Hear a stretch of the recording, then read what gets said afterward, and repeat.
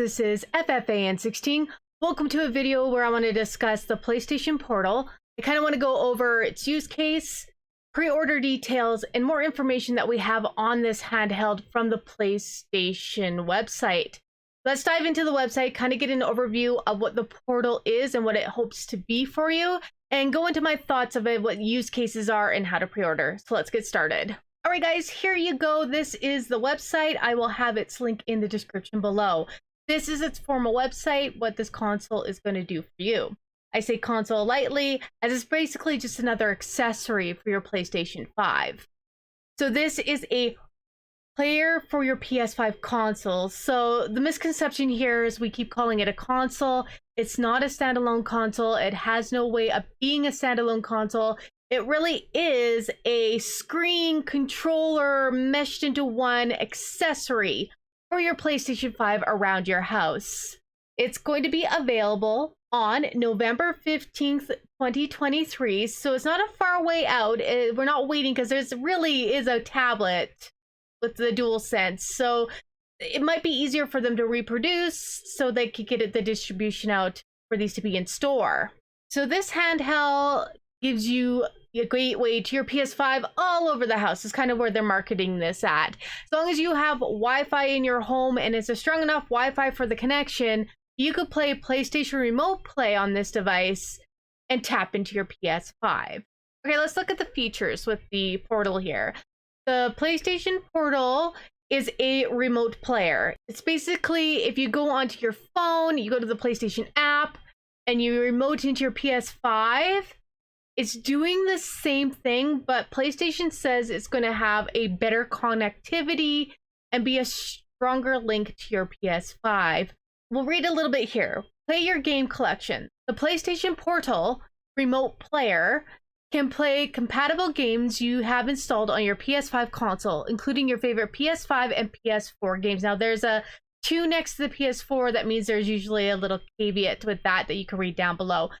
The word here is compatible. I'm wondering if we're going to see a new icon on the games on the PlayStation Store that shows if there have been approved to be able to work on the Portal, some that are maybe compatible and none that are really very compatible.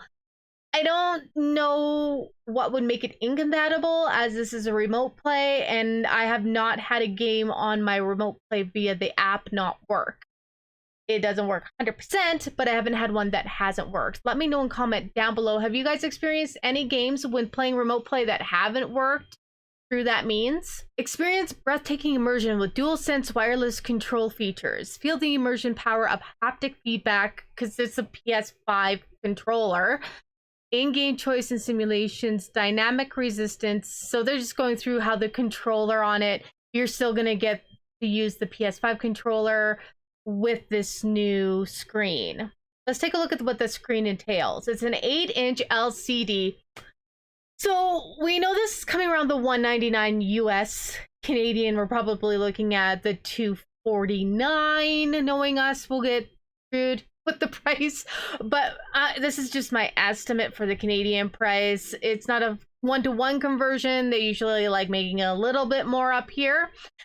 But it's LCD, and I think they made it LCD to keep the price point low, to keep it under the $200 mark in the States. If they would have put OLED in here, probably would have shot it up to the $250 to $275 US range, if not higher, making it not worth what this thing is trying to be for you. In my opinion, this is trying to be, again, a controller accessory so you could play your PS5 when the TV is busy or you want to lay in bed, but we'll get more into my thoughts in a bit. 60 frame bits per second, capable at a 1080p resolution.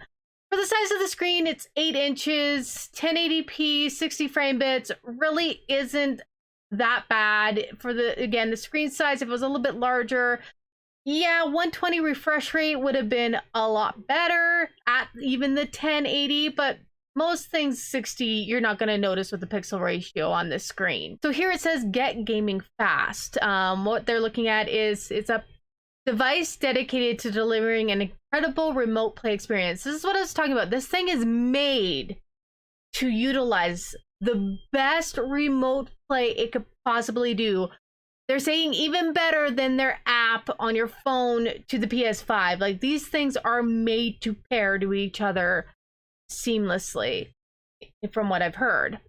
No TV needed to play and no living room required. Basically, sit outside as long as you got Wi-Fi and you're on the same network. Sit in the living room, sit in the bath. I don't know how water resistant this is. I don't suggest taking this into the bathtub, as you don't want to have to wreck this thing. But hey, if that's what you want to do, it's your bath. So lay in bed and play before you go to sleep. This thing is so that you can go anywhere, relax, and play your PS5. Simply turn on your PlayStation Portal, remote player, and you're good to go. I love how they keep repeating that this is a remote player and not a console. They're really trying to stipulate to you guys, this is not a PSP or PS Vita successor. This is a controller accessory with a screen. This is a remote player only. And honestly, I guess that's okay for what it is. And maybe if it sells well, we'll convince them to make a dedicated console like a PSP 2 or a Vita 2, but this is where they think people want to go right now. You have the flexibility to play in any room where you live with no TV required. You could play while you're eating breakfast. Just go for it. They're basically like, play anytime, anywhere, in your home.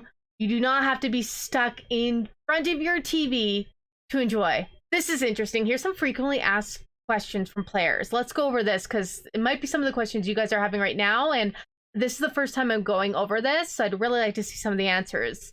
Can PlayStation Portable Remote Player only be played on my home Wi-Fi network? So basically what's being asked here is, can I go to my friend's house? Can I go to McDonald's and tap into the Wi-Fi, talk to my PS5, and remote play anywhere I go, not just in the home? Let's see what they say. Well, your home Wi-Fi network represents a great option to use PlayStation Portable Remote Player because you have control over the quality. So the speed, the congestion, the upload download, you know a lot better, and how many devices within your household are on that Wi-Fi network. It is not required. So this is cool. The remote player can be played wherever you have access to broadband internet at 5 megabits per second use. For better playing experience, a high-speed connection is required. Of course, the faster the speed, the better the ping call is between the network, your PS5, and back to the portal. It's in a blink of an eye, but if there is some latency or lag, you're definitely going to see some connection issues. If you're using public Wi-Fi, be aware that the quality of the internet connection might be out of your control and can impact the quality of your playing experience. So great news, everybody. You're not just stuck on your home network for your PlayStation 5 and the Portal to talk to each other. Yes, you can take this device on the go. If you have shareable Wi-Fi from your phone and you got a good package and the speed of the network's 5G or 4G, and you can spare that tether, you could play your PS5 on the bus.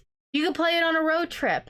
You could play it at the cafe or in the library at school. Just make sure you're getting your work done. Or at work, make sure you're getting your work done. But you're not limited to staying in your home. So that's really good. You can make this a Switch-like experience, a Steam Deck-like experience, but it is a Wi-Fi needed connection constantly. You know what, Sony? Let me put a SIM card in it. Let me pay for a data plan from my carrier so I can have native dedicated internet to this device. Why didn't they think of, there's tablets out there that I could put a SIM card in, Sony? Why can't I put a SIM card in your device? Maybe the next version. Let's speak out. Wi-Fi only? Great. SIM 5G capable?